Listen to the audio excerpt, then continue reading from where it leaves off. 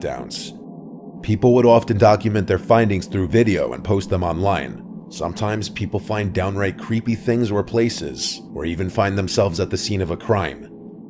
A viewer named David sent me this first story and footage. It was August of 2020. The weather had been good, and so he and a friend decided to use Randonautica out of boredom. They generated 4 anomalies in total, since the first 3 were in someone's backyard or inaccessible locations. In the app, anomalies are points that can be either attractors or voids. Attractors are clusters of random points that are very dense, while voids are clusters with a very low density. The 4th anomaly looked promising, and so the 2 friends drove there. You can see on the screen the street they drove down, followed by the small path they went down after parking. The anomaly had a radius of 470 meters, so it was a fairly big area, but they didn't have to look around for long before making a bizarre and honestly creepy discovery. This is a photograph of the path they walked down, and as they walked down, they stumbled across a note stuck through a stick. On the outside of it, it read, "Write down your cell phone number." When folded open, it read, "I can give you a cell phone number or even an email address. Give me your mail address and I will send you it," with what it is referring to remaining unclear. So you can see, first of all, it says write down your cell phone number. When you fold it open, ich kann dir eine Handynummer geben oder sogar eine E-Mail-Adresse. Gib mir eine Mailadresse und ich sende es dir. So it says somewhere along the lines, I can give you a cell phone number or even an email address. Give me an email address and I'll send it to you. So yeah, that was just hanging on this tree here, on this branch, this piece of paper. I'm gonna put it back. He ended up writing his number on the note and putting it back on the stick. Right next to the note were a bunch of bras lined up on a fallen tree branch with no explanation. So yeah, that's a bunch of bras. In total, 1, 2, 3, 4, behind there, 5, 6. There are more. These items couldn't have been left there for more than a few days, as they were discovered on the 6th of August, and the last rainfall was 3 days earlier, yet the piece of paper showed no signs of ever having gotten wet. Among some of the other things that the friends found at the scene were 2 packages of condoms and a pot that was seemingly used for a fire. The friends returned the next day on the 7th, and the note where he wrote down his number was gone. A few days later, he got a text from an unknown number just saying hi. He answered saying, "Hi, who is this?" The number then replied his address, and at this point he blocked the number. Whatever or whoever this little scene was meant for remains a mystery. This following footage, posted online by Taylor Vasquez, documents her disturbing findings when also using Randonautica. She downloaded the app and generated a location not far from her house. The location turns out to be an abandoned creek-looking area.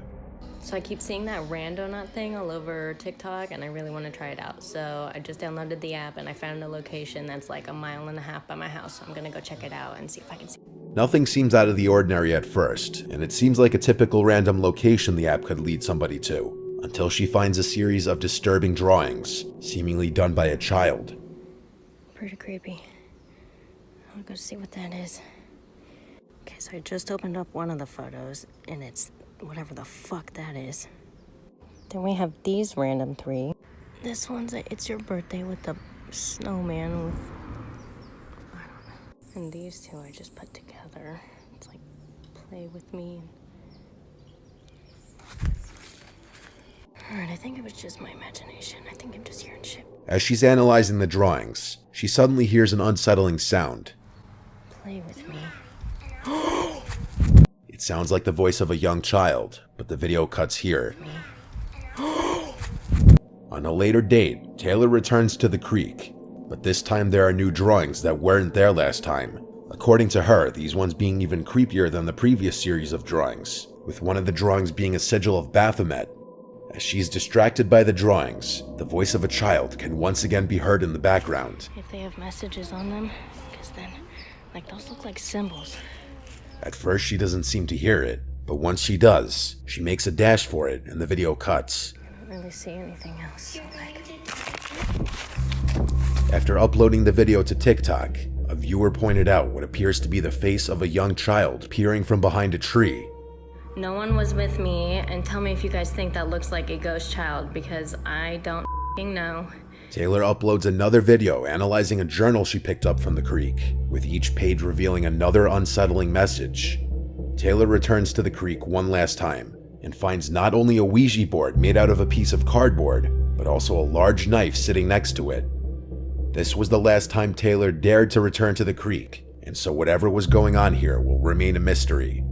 As with many things posted on the internet, there's no 100% proof that this whole series of videos weren't staged. However, there were certain aspects of the videos that viewers feel make them feel more realistic, mainly the weathered-looking pieces of paper that contain the drawings, along with the disturbing image of the child's face in the video. Whether or not this was genuine is really up to the viewer to decide. This story was sent by viewer Davey S.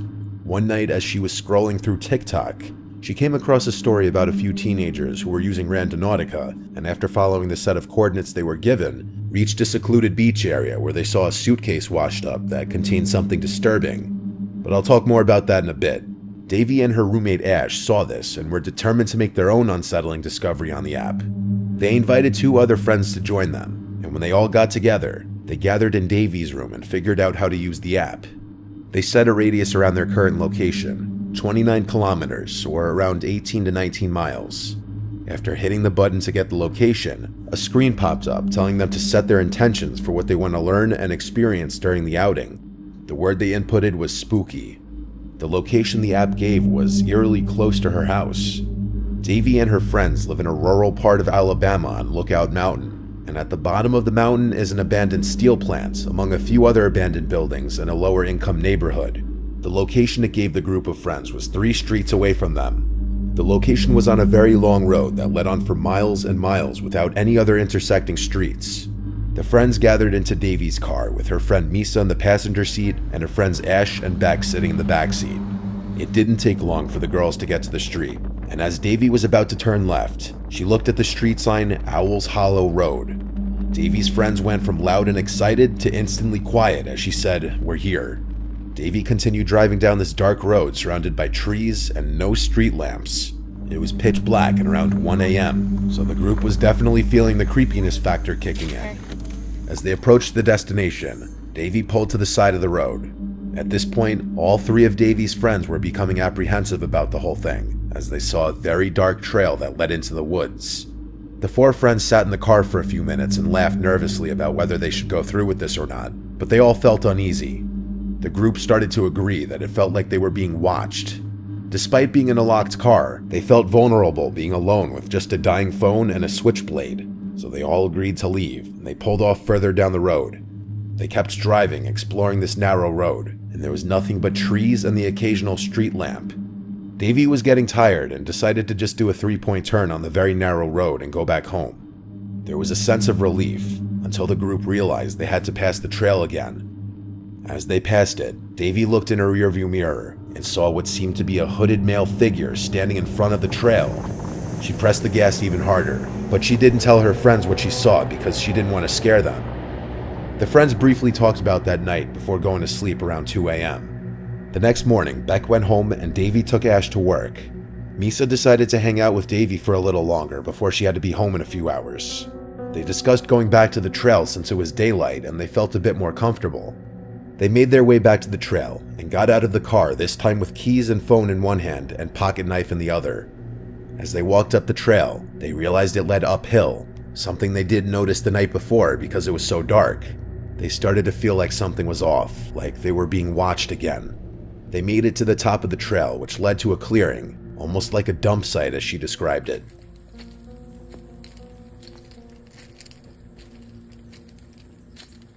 There were tires, fast food garbage, household items, etc. The 2 started looking around some more and came across a bunch of mattresses scattered throughout the clearing. The disturbing part was the mattresses were made beds. Pillows, blankets, sheets, all that you'd expect on a made bed. The sight was so unsettling that the 2 friends agreed to leave. They hurried back downhill towards the car, and about halfway, Misa stopped in front of Davey and pointed into the woods and said, "What is that?" as she spotted a red cooler in a small ditch, something they hadn't seen on the way uphill. They stepped down into the ditch to examine it, and as they walked over to it, all the two friends could smell was the stench of something rotting. Upon looking around the surrounding area, she spotted a dead cat carcass lying a few meters away. Avoiding getting too close to the dead carcass, she grabbed a big stick and tilted the cooler upright, which had a bit of weight to it, making it difficult. Something could be heard sloshing around inside of it like it was full of ice. She shoved the stick into the top of it and opened it slightly, and when it opened, a gust of hot, moist, putrid air hit Davy in the face. Bugs and maggots immediately started coming out of the cooler, along with a horrid smell of decaying overpowering the smell of the cat. Upon opening it a little more, what she saw was a wad of wet, matted black hair. Davy ran back to Misa and yelled to get in the car.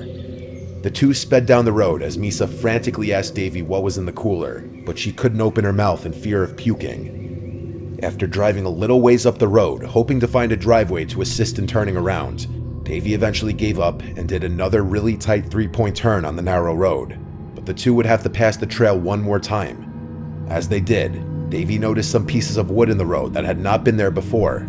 She looked around and saw the same hooded male figure from the night before, standing in the woods. She drove her car over the pieces of wood, damaging the bottom of her front bumper, and then sped off back home. She and her friend returned to the trail one more time since this incident to record the trail, which was the footage you've been seeing. Davy has deleted the Randonautica app and not used it since. Earlier I had mentioned that there was a video that inspired Davy and her friends to try the app themselves. That video was filmed by a couple TikTok users, who each posted their own angles of the video. Guys, we found a suitcase at the Gabby, go. I'll hold your stuff. I don't know. Bro. Wait, open it. We were like, we're gonna find nothing. Open it. It's sweet. It stinks, y'all. It washed up. It's sweet. Oh. Oh. Okay, so she's calling the police so we can see if it's actually a dead body or it's just food. What do I found a suitcase on the water in Alpine Beach. And Yeah, here's the crime scene. so we just found this suitcase and we're gonna get it. Okay, so they're like opening it up with the sticks because we don't want to. Yes, there's a bag. There's a bag, like a black bag in there.